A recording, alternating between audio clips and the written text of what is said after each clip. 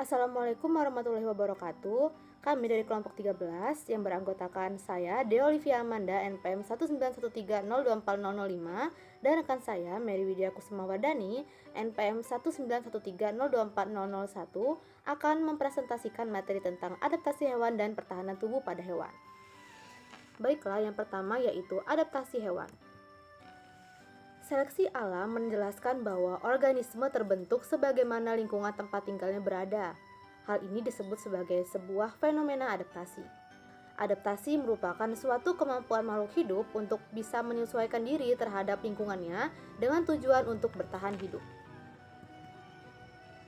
Jenis-jenis adaptasi pada hewan terdapat 3, yaitu adaptasi morfologi, adaptasi fisiologi, dan adaptasi tingkah laku.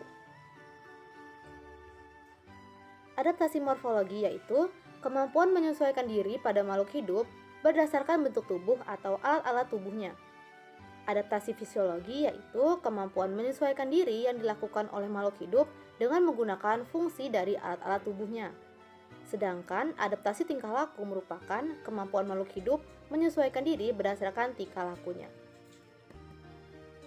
Yang pertama, adaptasi morfologi.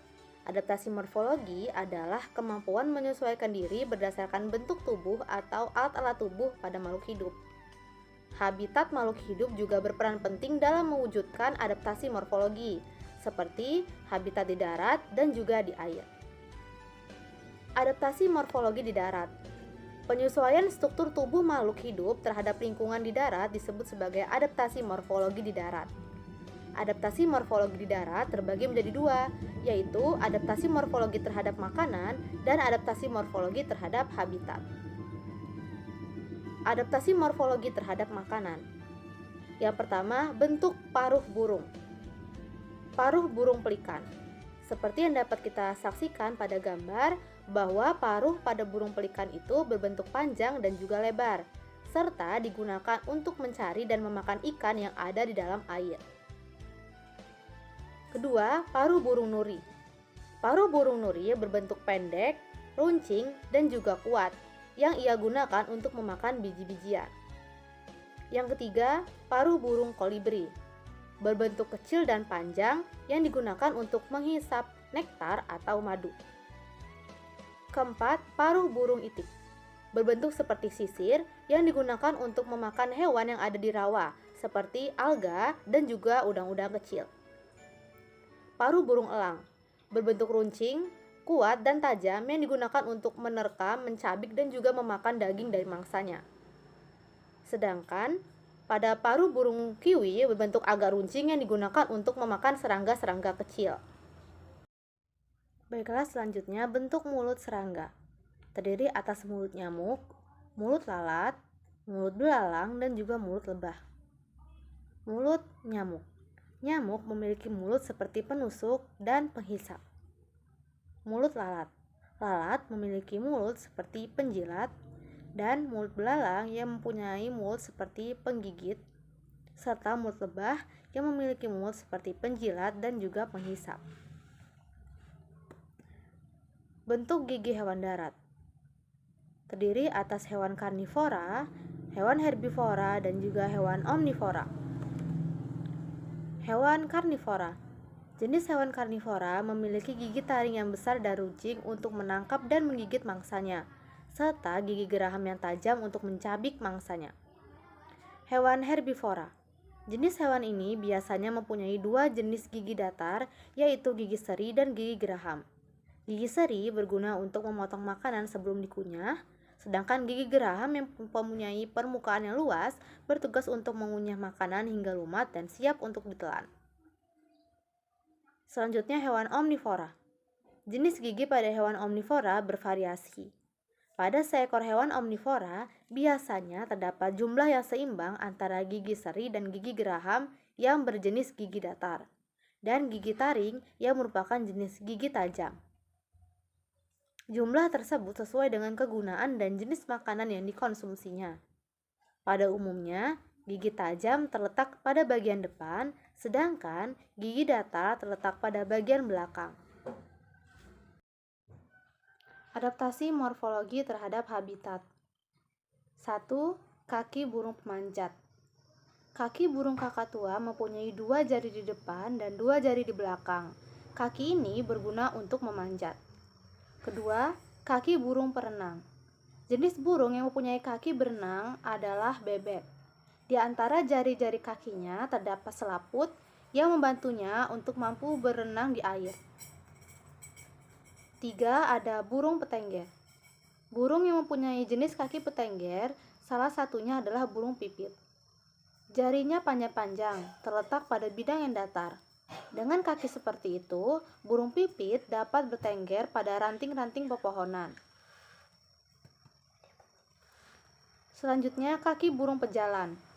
Ayam merupakan salah satu jenis burung yang masuk ke dalam kaki pejalan. Kakinya berbentuk panjang dan tegap. Dengan kakinya yang tersebut, ia dapat berjalan di darat tanpa mengalami kesulitan. Kemudian, kaki pelompat.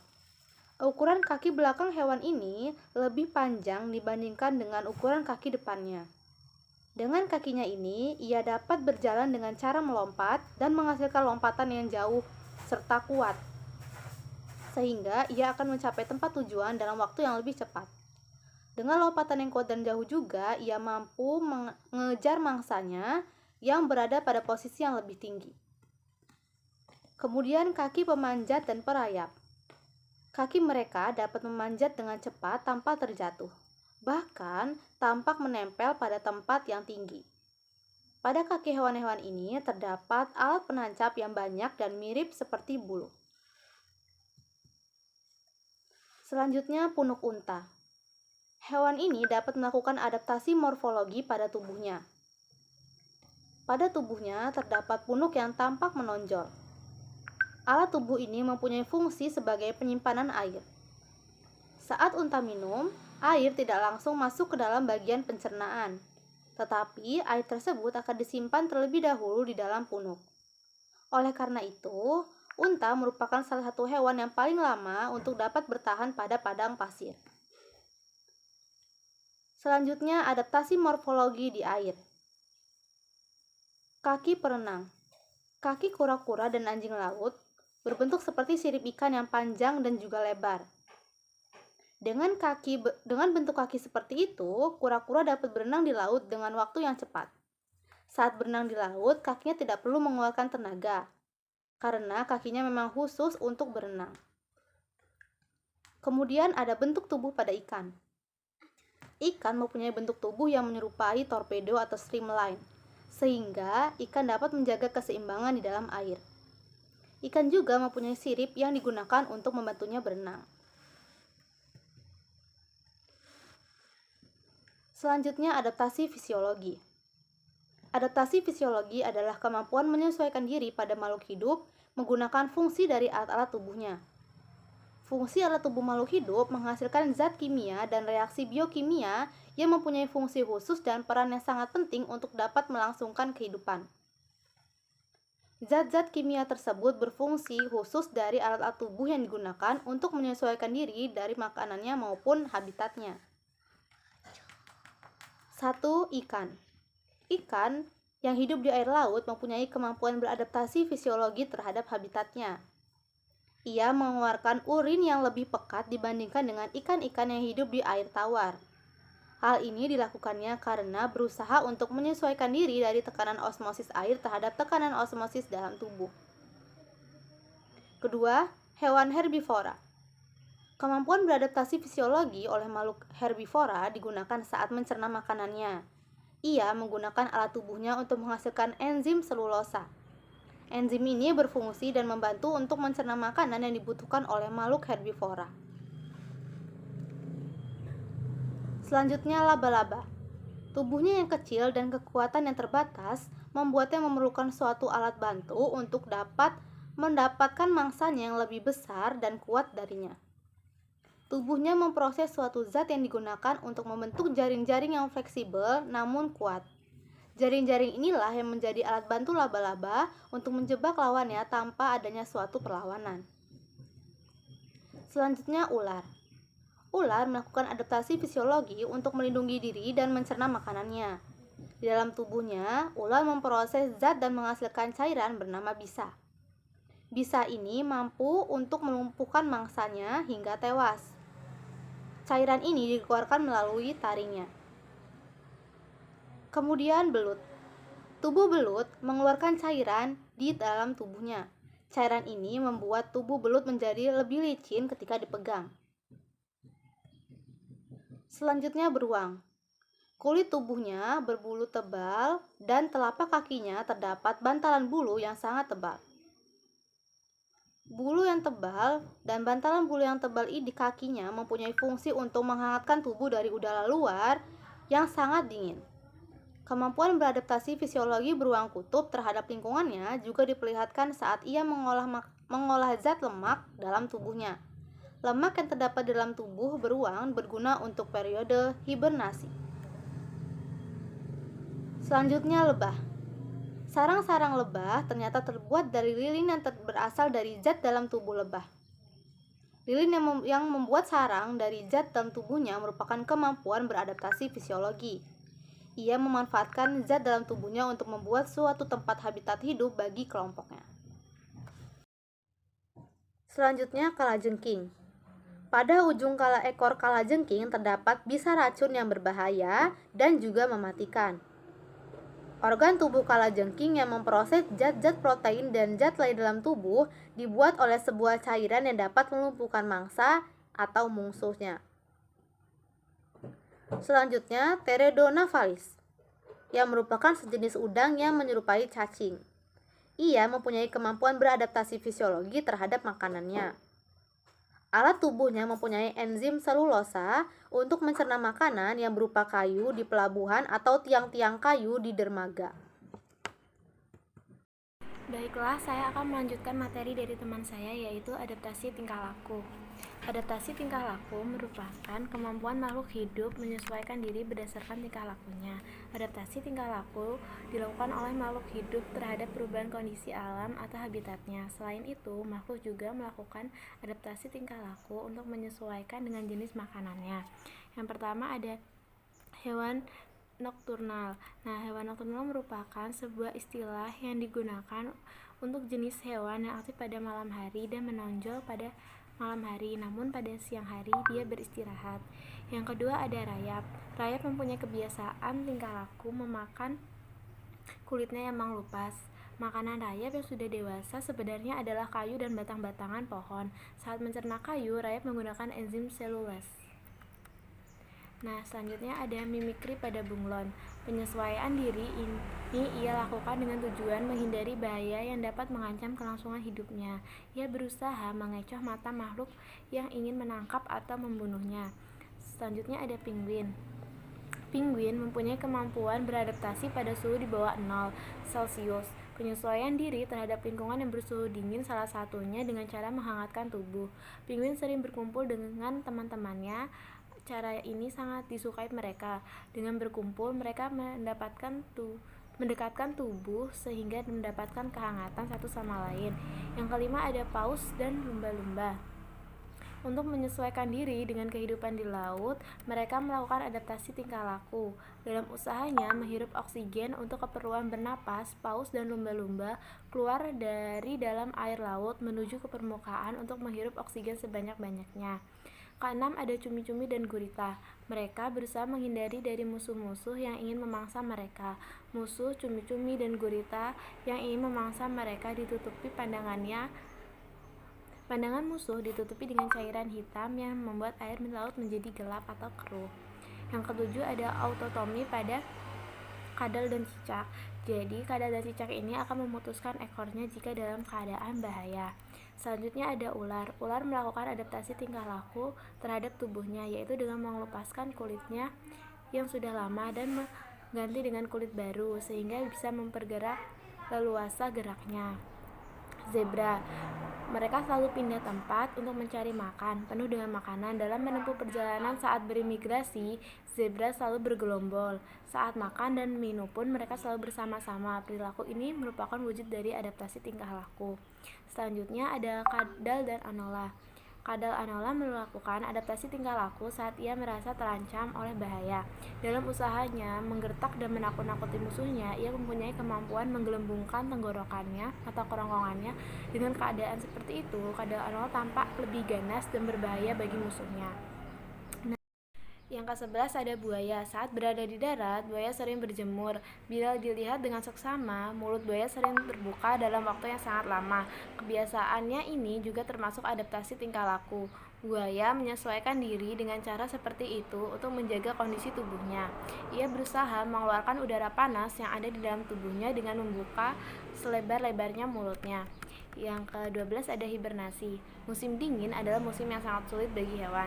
Banyak hewan yang tidak dapat bertahan hidup pada musim yang keras ini. Beberapa hewan melewatinya dengan tetap giat mencari makanan. Sementara itu, hewan yang lain bertahan hidup dengan terlelap di dalam suatu tidur khusus yang dinamakan hibernasi. Ciri-ciri hewan yang melakukan hibernasi yaitu suhu tubuh rendah serta detak jantung dan pernapasan sangat lambat. Tujuannya untuk menghindari cuaca yang sangat dingin, kekurangan makanan, dan menghemat energi. Yang ke-13 ada estivasi. Jika tadi hibernasi di musim dingin, estivasi kebalikannya. Pada musim panas, udara sangat panas dan kering. Beberapa hewan bergerak mencari tempat perlindungan dan tidur.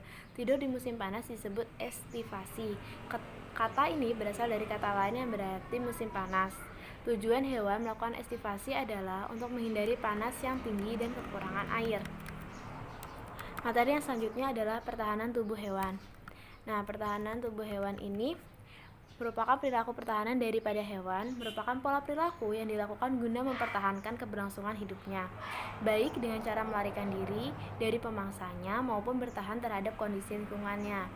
Pola pertahanan diri pada hewan terdiri atas pola perilaku mempertahankan diri dengan melarikan diri dari pemangsa menggunakan senjata bertahan menggunakan kamuflase dan mimikri. Pola perilaku mempertahankan diri dalam lingkungan fisik. Yang pertama adalah mimikri. Mimikri adalah suatu fenomena di mana suatu spesies yang diuntungkan oleh kemiripan permukaan dengan suatu spesies yang lain. Spesies yang dimangsa mendapatkan banyak keuntungan melalui mimikri tersebut. Fenomena mimikri banyak dijumpai dalam dunia serangga, terutama kupu-kupu. Spesies yang ditiru dikenal dengan istilah morph, sedangkan spesies yang meniru dikenal dengan istilah mimi.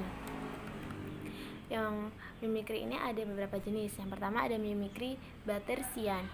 Merupakan mimikri yang muncul ketika spesies yang tidak beracun atau berbahaya menirukan spesies yang berbahaya. Contohnya, seekor larva dari Papillotroilus dengan mimik seperti ular dalam posisi mengancam. Seekor ngengat dan seekor kumbang yang memiliki corak dan bentuk tubuh seperti tawon atau penyengat. Yang kedua ada mimikri Mullerian. Merupakan mimikri yang dilakukan oleh satu atau lebih spesies yang berbahaya menirukan satu sama lain, yang mana keduanya dapat berperan sebagai model dan mimik. Contohnya ada pada PPT. Yang ketiga ada mimikri Pecamian. Serangga yang menerapkan mimikri jenis ini disebut mimikri Pecamania, merujuk pada penemunya yaitu Georgia dan Elizabeth Pecaman. Akan meniru ciri-ciri serangga yang tidak berbahaya atau mungkin berguna untuk menipu, inang atau mangsanya, sehingga memudahkannya memangsa tanpa dicurigai oleh anggota koloni mangsanya. Nah, yang keempat ini mimikri Browerian. Fenomena ini dianggap mirip dengan mimikri Batesian, namun terjadi di antara individu dalam satu spesies. Mimikri ini muncul pada spesies kupu-kupu.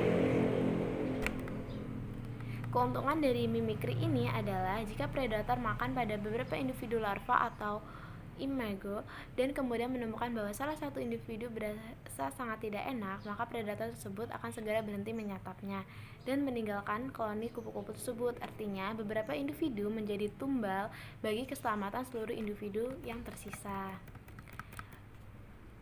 Yang kedua ada kamuflase. Kamuflase merupakan salah satu bentuk adaptasi suatu hewan yang menghindari deteksi dirinya oleh pemangsa atau mangsanya dengan cara menyamarkan tubuhnya seolah menyatu dengan pola dan warna lingkungan. Yang ketiga ada pelepasan substansi kimia. Pada prinsipnya, cara pendeteksian dan penghindaran diri dari predator yang dapat dilakukan oleh invertebrata laut dengan cara yang pertama, mengeluarkan zat kimia dari tubuhnya secara aktif sebagai sinyal terhadap adanya predator yang mendekat.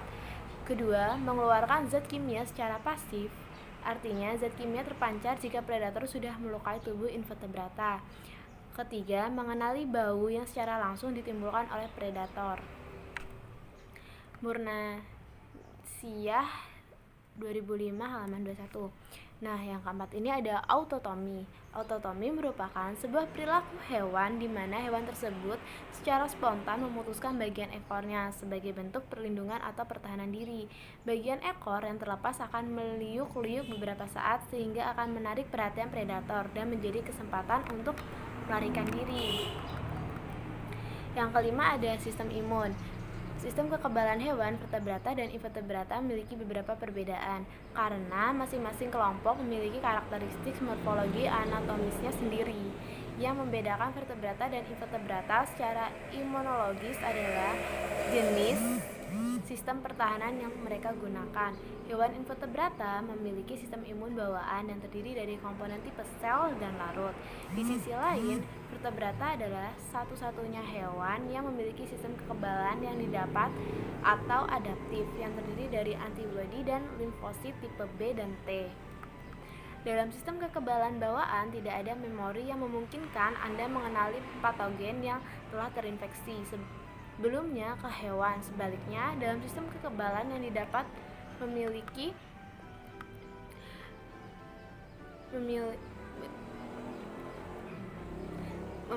sistem kekebalan yang didapat memiliki struktur khusus yang melakukan fungsi tersebut. Nah, sistem imun pada krustasea, udang sama dengan invertebrata lainnya, tidak mempunyai antibodi. Oleh karena itu, pertahanannya bertumpu pada sistem kekebalan alami yang kemampuannya hanya mengenali benda-benda asing dan meresponnya dengan melawan dan merusak mikroorganisme penyerang. Respon imunitas dibentuk oleh jaringan limfoid. Pada udang, jaringan limfoid menyatu dengan jaringan mieloid sehingga dikenal sebagai jaringan limfomyeloid. Fagositosis merupakan aktivitas primer respon imun udang terhadap benda asing. Yang kedua ada sistem imun pada pisces. Ikan telah diketahui lebih mengandalkan mekanisme sistem kekebalan dan spesifiknya atau alamiah atau bawaan daripada sistem kekebalan spesifiknya. Sebagian besar sistem pertahanan tubuh pada ikan berupa protein seperti antibodi, protein respon baik sel B atau sel T dan lain-lainnya. Sistem imun non spesifik ikan antara lain terdiri dari penghalang fisik terhadap infeksi, pertahanan humoral, dan sel-sel fagositik. Nah, yang ketiga ini yang C, sistem imun pada mamalia. Sistem imun pada mamalia terdiri dari dua jenis sistem imun yang saling berkaitan, yaitu sistem imun alamiah dan sistem imun adaptif. Kombinasi antara sistem alamiah dan adaptif membuat sistem imun mamalia bisa mengenali dan mengeliminasi invasi patogen dengan tingkat kemampuan yang maksimal dengan kerusakan yang minimal. Kombinasi tersebut baik juga untuk memberikan perlindungan dan infeksi ulang oleh patogen yang sama. Sistem limfatik pada hewan vertebrata, sistem limfatik bertanggung jawab antara lain untuk respon imun terhadap patogen yang dapat menyerang tubuh. Hewan invertebrata tidak memiliki sistem limfatik dan molluska dan arthropoda. Sistem kekebalan berada di hemolomif. Di dalamnya ada hemosit yang merupakan sel fagosit dari sistem kekebalan tubuh bawaan. Mungkin itu saja yang bisa saya sampaikan dan teman saya sampaikan. Jika ada kesalahan kata, kami mohon maaf. Akhir kata, wabillahi taufiq wal hidayah. Wassalamualaikum warahmatullahi wabarakatuh.